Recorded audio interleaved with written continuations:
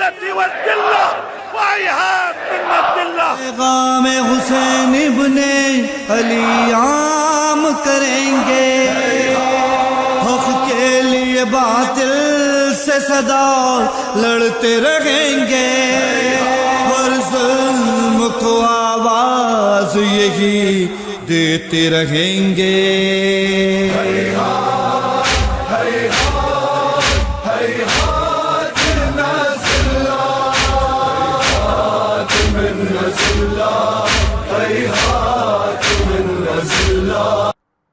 آج کچھ کرائے کے مزدور ہمارے اندر سے بیرونی قوتوں، باطل قوتوں، بلکہ دجالی قوتوں کے ہاتھوں بک کر یہ انبیاء کی توہین کر کے، نعوذ باللہ خدا کی توہین کر کے شیعہ کے کھاتے میں ڈالنے کی کوشش کر رہے ہیں. اب اس سوال پہ ذرا اس جملے پہ آ جائیں کہ کیا شیعہ مذہب میں ایسے عقیدے کی کوئی گنجائش ہے؟ العیاذ باللہ. جو بھی شیعہ ہے اس کا عقیدہ یہ ہے کہ جو شخص بھی ایسے عقیدے کا قائل ہے وہ غیر مسلم ہے. وہ صرف تشیع سے خارج نہیں، وہ ایمان سے بھی خارج ہے، وہ اسلام سے بھی خارج ہے، اور یہ مرتد فطری ہے. مرتد ملی اور مرتد فطری دو طرز کا ہوتا ہے. مرتد ملی کی توبہ قبول ہو سکتی ہے، لیکن مرتد فطری کی توبہ قبول نہیں ہوتی. جو شخص یہ کہتا ہے کہ نعوذ باللہ حضرت سلمان کی جوتی سے حضرت آدم علیہ السلام اور حضرت عیسیٰ، حضرت ابراہیم علیہ السلام تمام انبیاء بنے ہیں، اس کے مرتد ہونے میں کوئی شک نہیں، مذہب اہل بیت کی روح سے، قرآن کی روح سے کوئی شک نہیں. یہ توہین انبیاء ہے، یہ دجالی نمائندہ ہے جو شخص یہ کہہ رہا. اب آ جائیں کہ شیعہ عقیدے میں اصلاً اس کی تو گنجائش نہیں. شیعہ تو اس کو کافر کہہ رہے ہیں. اس کو تھوڑا سا سمجھ لیں ذرا کہ شیعہ عقیدے میں انبیاء کا مقام کیا ہے. سب سے پہلی بات کہ نعوذ باللہ سلمان کی جوتی کہاں اور سرکار آدم علیہ السلام کہاں. ہاں یہ ضرور ہے کہ خلق اللہ النبیین من عرق جبینہ، میرے نبی کی پیشانی پر پسینے کے قطرے آئے. اللہ نے ان قطروں کو ضائع نہیں جانے دیا. ان پسینے کے قطروں سے آدم صفی اللہ بنا دیا. ان پسینے کے قطروں سے ابراہیم خلیل اللہ بنا دیا. ان پسینے کے قطروں سے عیسیٰ روح اللہ بنا دیا. کہاں میرے مصطفیٰ کے پیشانی پر آنے والے پسینے کے قطرے، اور کہاں سلمان، اور کہاں سلمان کی جوتی. حضرت سلمان کا ایک مقام ہے، لیکن جو شخص بھی یہ کہتا ہے اس طرح کا عقیدہ جو ہم پیچھے سوال کی شکل میں، یہ بہت بڑی گستاخی ہے. شیعہ کا عقیدہ یہ ہے. اب ائمہ اہل بیت علیہم السلام کے نزدیک انبیاء کا مقام کیا ہے؟ یعنی ایک طرف اس دجالی ذاکر، اس دجالی خطیب کی گفتگو اور اس کے یہ جملے، اور ایک طرف ائمہ اہل بیت کے نزدیک. یہ اگر ہو سکے مجھے یہ صحیفہ کاملہ سامنے پڑی ہے، یہ اگر مجھے دکھا دیں. یہ صحیفہ کاملہ اگر آپ اس کو بڑا کر کے دکھا دیں تاکہ ناظرین کو کوئی مشکل پیش نہ آئے. یہ صحیفہ کاملہ یہ ایسی کتاب ہے جس سے ملت تشیع کا ہر بچہ واقف ہے. جس طرح نہج البلاغہ سے قرآن سے شیعہ کا ہر بچہ واقف ہے، اسے صحیفہ سجادیہ، صحیفہ کاملہ سے شیعہ کا ہر بچہ واقف ہے. اس کے اندر امام سجاد علیہ السلام سرکار آدم علیہ السلام کی حیثیت اور ان کا تعارف بتاتے ہوئے کیا فرما رہے ہیں؟ سرکار آدم علیہ السلام نے، یہ دعا نمبر ہے جی 58،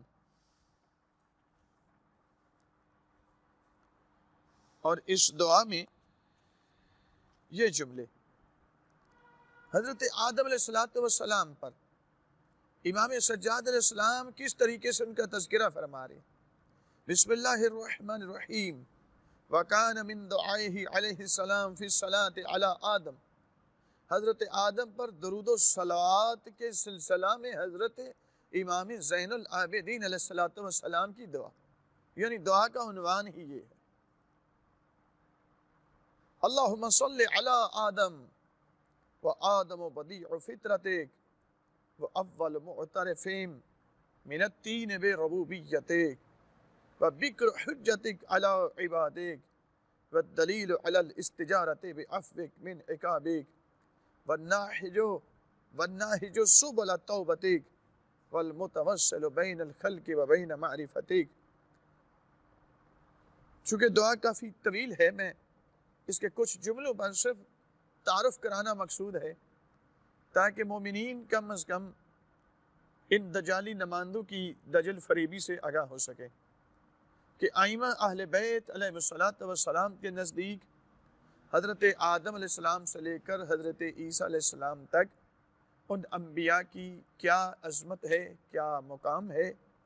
امام سجاد علیہ السلام فرماتے ہیں بار الہا، وہ آدم جو تیری افرینش کے نقشے بدی اور خاک سے پیدا ہونے والوں میں تیری ربوبیت کے سب سے پہلے معترف اور تیرے بندوں اور تیری مخلوقات پر تیری پہلی حجت اور تیرے عذاب سے تیرے دامن عفو پناہ مانگنے کی راہ دکھانے والے اور تیری بارگاہ میں توبہ کی راہیں آشکار کرنے والے اور تیری معرفت اور تیری مخلوقات کے درمیان وسیلہ بننے والے، وہ کہ جن پر خصوصی کرم اور احسان اور مہربانی کرتے ہوئے انہیں وہ تمام باتیں بتلا دی جن کے ذریعے تو ان سے راضی اور خوشنود ہوا.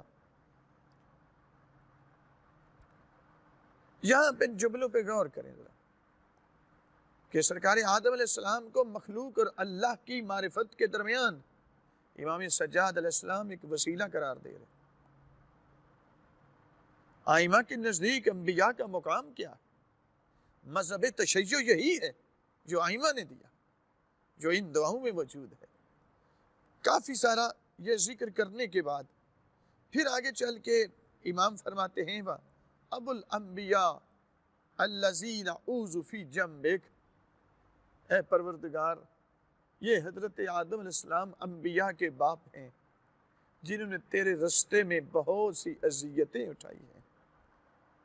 وَأَكْثَرُ سُكَّانِ الْأَرْضِ سَعْيًا فِي طَاعَتِكَ، اور تیری زمین کے اندر یہ سب سے زیادہ تیری اطاعت میں کوشش کرنے والے.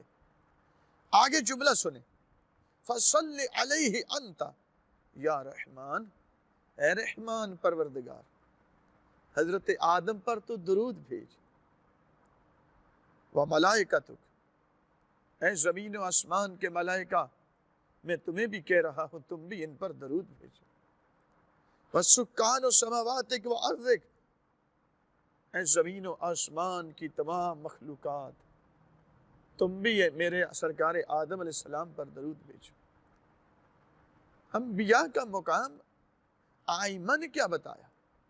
ائمہ ان پر درود بھیجتے ہیں، یہ الگ بات ہے کہ حضرت آدم علیہ السلام کا جب عقد ہونے لگا تھا تو اللہ نے فرمایا آدم ہم تمہارا عقد کرنا چاہتے ہیں، حوا کے ساتھ کچھ حق مہر ادا کرو. تو انہوں نے دائیں دیکھا بائیں دیکھا، کوئی چیز نظر نہیں آئی. ایک لمحے کے لیے متحیر ہوئے. جو ہاتف غیبی سے آواز آدم پریشان ہونے کی ضرورت نہیں ہے، اگر تمہارے پاس دینے کے لیے کچھ نہیں ہے تو 14 مرتبہ محمد و آل محمد پر تم درود بھیجو، تمہارا حق مہر ادا ہو جائے گا. یہ پہلا عقد ہے جس سے نسل آدم کو چلنا ہے، جس میں حق مہر اتنا مقدس بنا ہے. آدم علیہ السلام نے 14 مرتبہ درود بھیجا، یہی حق مہر بنا. اہل سنت علماء کی بعض تفسیر در منصور جیسے ہے وہاں بھی، اور شیعہ مفسرین نے تو تمام نے یہ روایت نقل کی ہے. میرے محترم سامعین ذرا غور کریں، آپ کے مذہب کے خلاف اہل بیت کے دیے ہوئے مقدس مذہب کے خلاف اس کی شکل کو مسخ کرنے کے لیے دجالی قوتوں نے کس طرح سے ہمارے اندر سے ان بندوں کو خرید کر اس مذہب کے خلاف کتنی خوفناک سازشیں شروع کر رکھی ہیں۔ آپ سے التماس ہے، ہم نے دونوں چیزیں آپ کے سامنے رکھی ہیں۔ اس دجالی ذاکر، اس دجالی نمائندہ جو غیر مسلم ہے، اس عقیدے کی وجہ سے اس کے نظریے کو بھی سامنے رکھیں، اور انبیاء کا، حضرت آدم علیہ السلام کا، امام سجاد علیہ السلام کے نزدیک مقام کیا ہے، اس کو بھی سامنے رکھیں۔ فیصلہ جو بھی کرنا ہے وہ دونوں کو سن کر کریں۔ وآخر دعوانا ان الحمد للہ رب العالمین۔